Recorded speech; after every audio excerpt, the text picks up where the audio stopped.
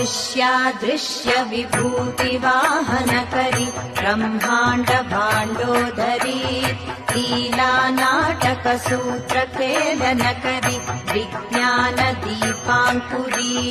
श्री विश्वेश मनः प्रसादनकरि काशीपुराधीश्वरी भिक्षां देहि कृपावलम्बनकरी मातान्नपूर्णेश्वरी